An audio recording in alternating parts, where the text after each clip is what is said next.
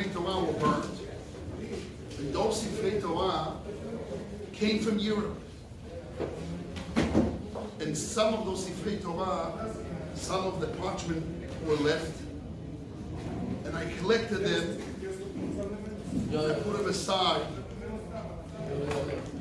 One of those Sifrei Torah was the Sefer Torah of the Maram Rotem, which he wrote in prison.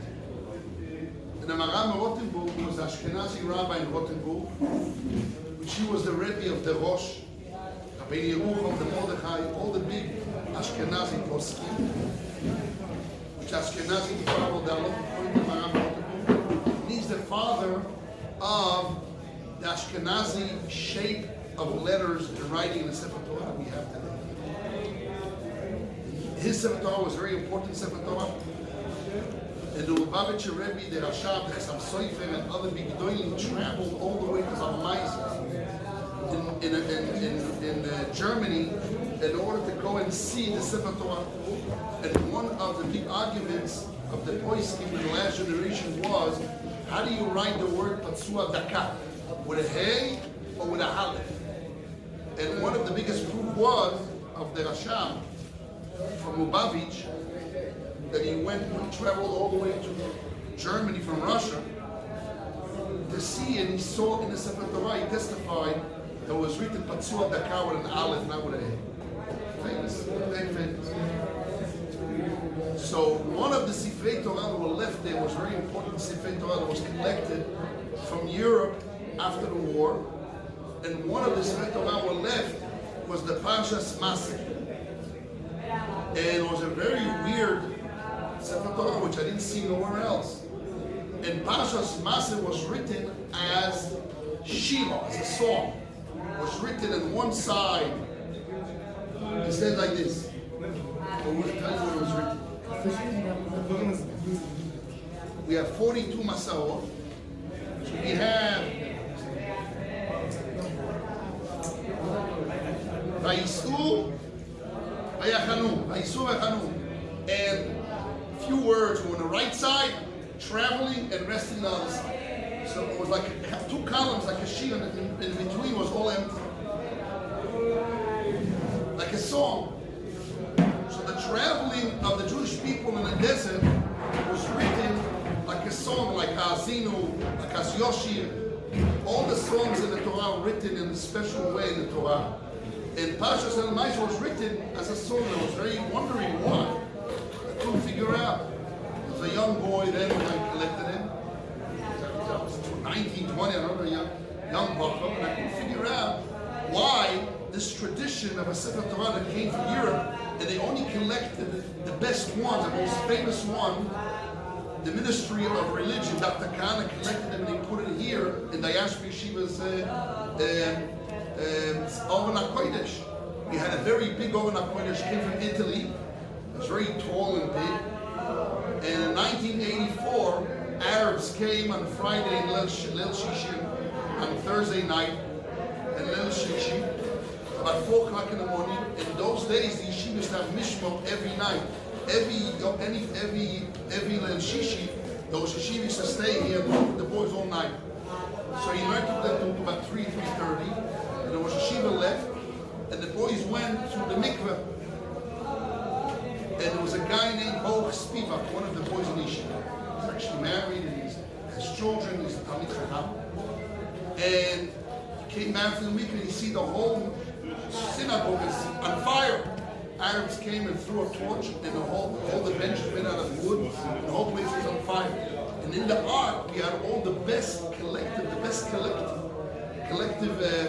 of Sefer Torahs that the Ministry of Religion collected from Europe after the war. The best, most famous Sefer Torah, the Maram Rotem and others. And all of them were burned. And one of the only parts that was saved was the Parashat Masei. And that parasha was written in a way, a shape of a song of a Shiur. I still have in the yeshiva in my office a Sefer Torah maybe 900 years old, 800 years old, which have very special letters which are weird letters that came from Spain. 800, 900 years ago, which had tradition that Rambam wrote, that he found old Sefer Torah with traditions in which letter Rosh, weird letters and like silsulim, like melufafot, and which means letters which are like curly letters. That's right, curly letters. And about 500 years ago, the Mekubalim in Tzfat wanted to renew that tradition that were lost. And they made a takonet to stop it because they lost the tradition. But the Spanish Jews, the old Spanish Jews, the real Spanish Jews, not North Africans and Central Asia Jews, which call themselves Spanish. The original Spanish Jews had tradition.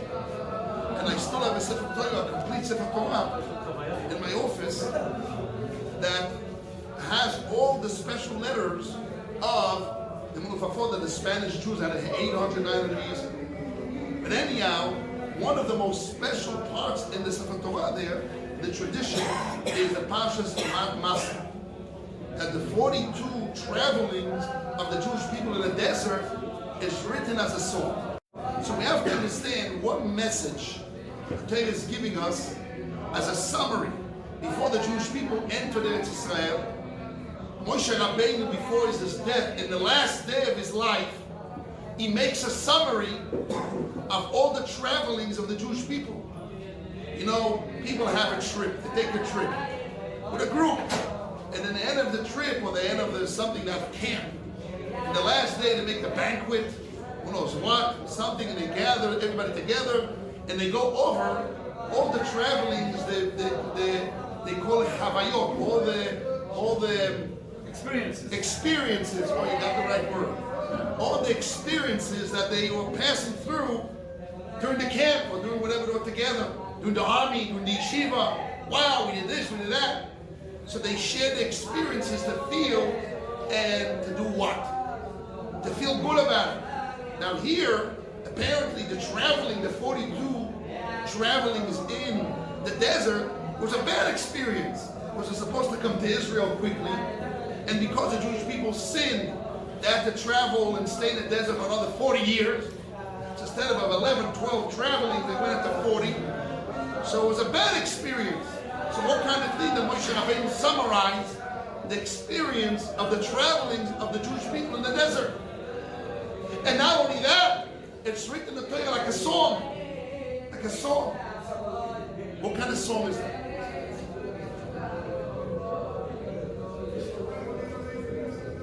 We look careful in the Torah.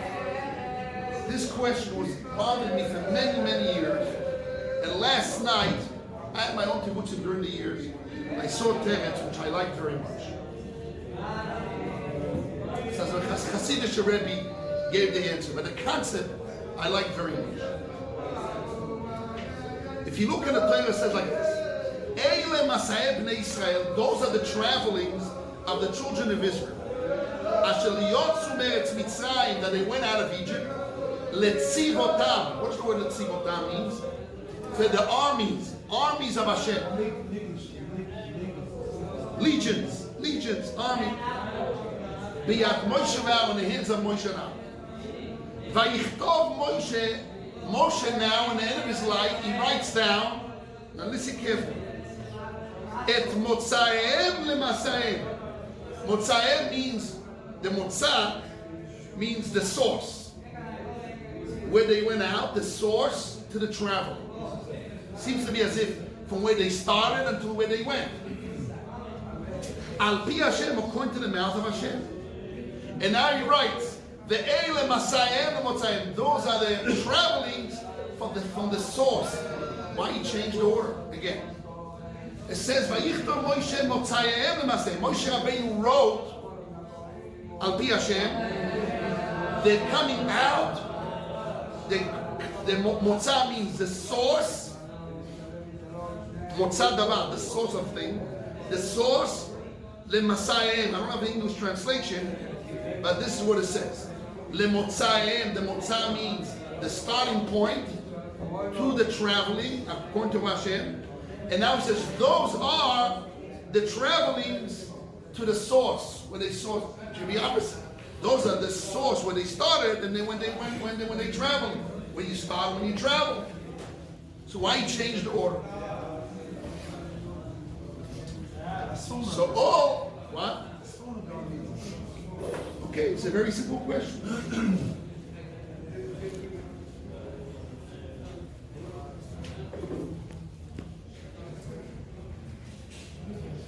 So you're right, the Sono has a very simple answer.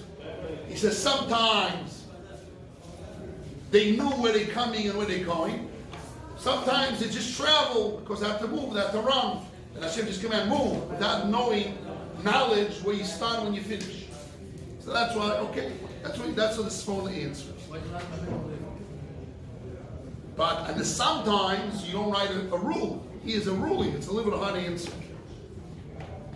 Most of the travelings, they knew where they start, they knew where they go. Hashem told them that they were traveling, especially the first 11. The first 11, they were traveling towards Israel. Afterwards, they were traveling in the desert in order to waste time 40 years to be in the desert. But in the first 11, in the last 8, as Rashi brings down, which is 19 out of the 42, they definitely knew where they're going.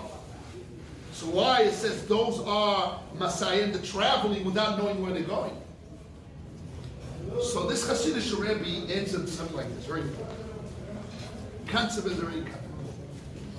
He brings down the words of the Arizal of the Zohar Kadosh, that the reason why the Jewish people have to travel in the desert is to bring out the sparks. I have to explain a little bit this concept. I'll try to explain one before. The sparks which are lost in the klipot, it's called klipot shells. I want to explain this concept. And when the Jewish people travel all those places, they picked up, they did a birug. Birug means clarification in order to uplift those sparks and bring it back to the source and do the tikkun. I want to explain this concept a little bit. It's a Kabbalistic concept. But it's a concept that we have to understand what are we doing in our lives, what we do. Everyone is born different. Somebody's born a goy, became a convert. Somebody's born like a goy, a Jewish boy, but he's born like a goy, who knows an environment between goy, half Jewish, who knows what. Somebody's born religious, and the religious environment is all choked. Everyone has his own black and white. Everyone has his own traveling, I call it his own journey in life that Hashem designated for him, that's for his need, for his growth, and for his goal to do in life. Now, we definitely believe in the same way Hashem has his wisdom, endless wisdom, and the same way Hashem created the world for a goal. It's not only that we have a general goal for the entire world. It makes sense, and also we have tradition, that every individual in the world has a goal, has a specific journey in life that he needs, he can choose. He chooses his journey, but the end, the situation is not his choice. The way he was born, his health, his wealth, his situation, time, place, is not his choice. It's all in the choice of Hashem that brought his neshama. So must be in concept, and also we have tradition brought down, that every individual, the way he was born, the time, the place, the situation is all for the need of that person to bring the honor of Hashem in this situation. In his journey, that's his journey, what he needs to do. That's his job. And that's what Hashem wants him to do. He has a choice every moment in his life to choose to elevate his journey and to bring Hashem into the world in that journey, or he has a choice not to. This is his choice. But if he does his choice, he gained his journey and he did his job in the world and he uplifted himself, and he will get an ability to come closer to Hashem in the world to come. Because that's the concept of reward. Because you have choice you choose the right choice. So then you have the ability to come closer. Get a reward to come closer to Hashem. To seek Hashem more in the next world, etc. So that's the concept of travel. Kabbalistic terms, there is covering of Hashem in many situations in the world. And to uncover means to collect those sparks. It's just a proverb, a mashal, to explain that's all preordained in your personal journey. And there's also a personal journey. There's a general journey of the Jewish people as well. But that's the fundamental concept in Kabbalah of bringing out the nitzotzot. So when the Jewish people traveled in the desert, every place brought a different situation for the Jewish people. Here there was bitterness water, here there's no water, there's big mountains, there's rain. Every situation is far away. There's some Amalekites in here. Every situation, every traveling after 8, you're already tired.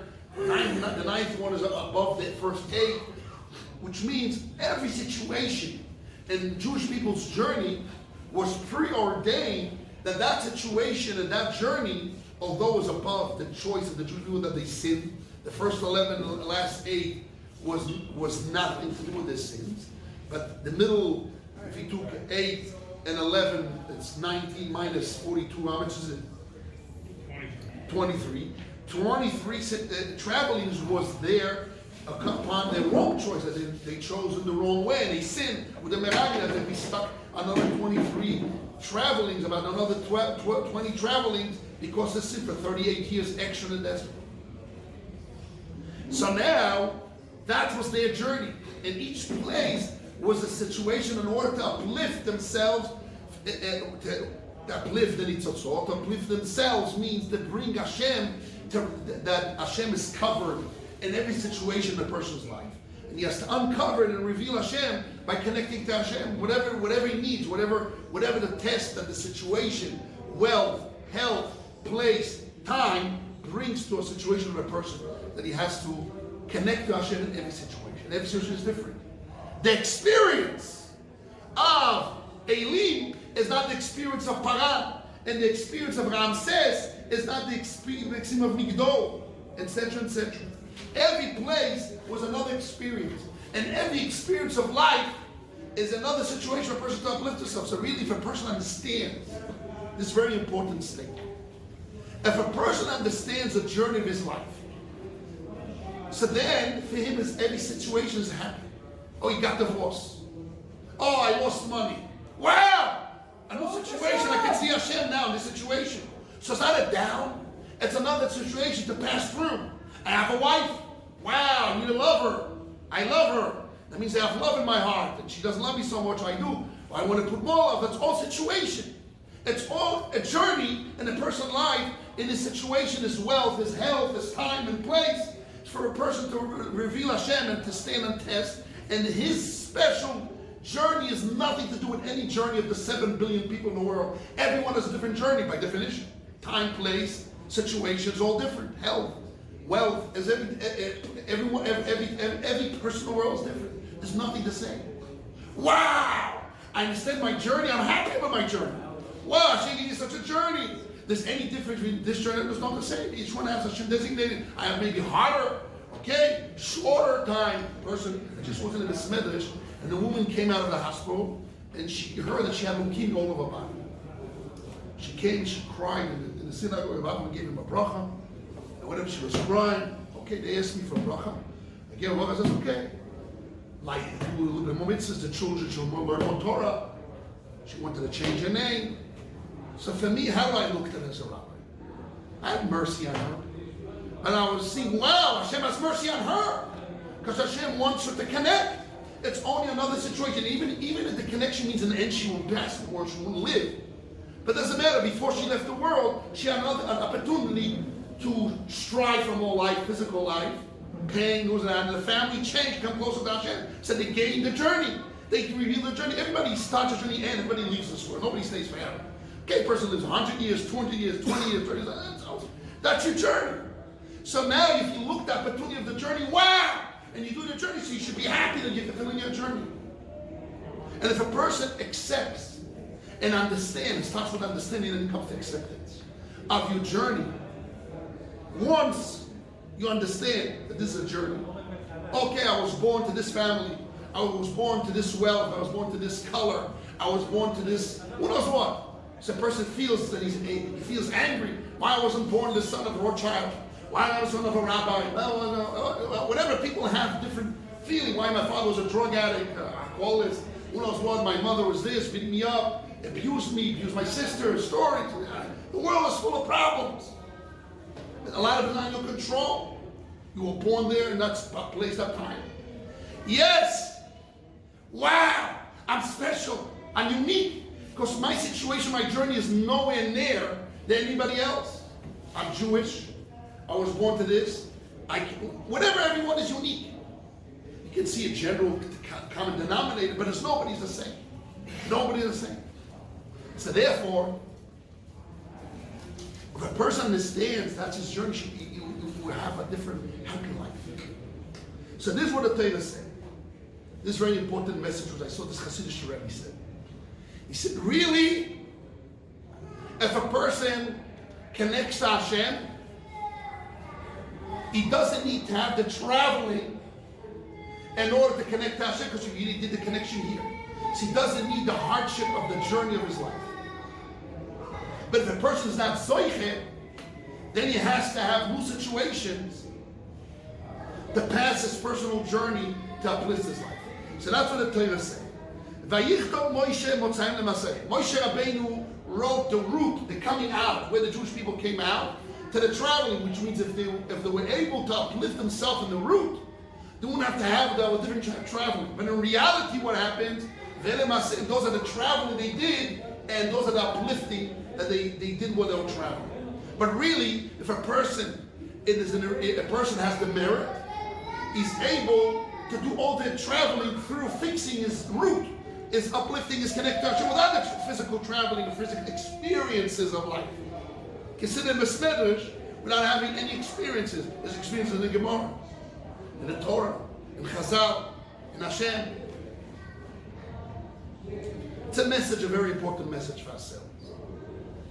So I hope and pray that all of us will have to the level of Motzayim and Masayim that we do, which Hashem will bring down. He says, the Hasidic Rebbe says the language that, like Yaakov Avinu slept and Hashem took all Eretz Yisrael and he rolled it under his feet. He said, what's the concept? The concept means he didn't have to travel all of Eretz Yisrael to uplift Hashem.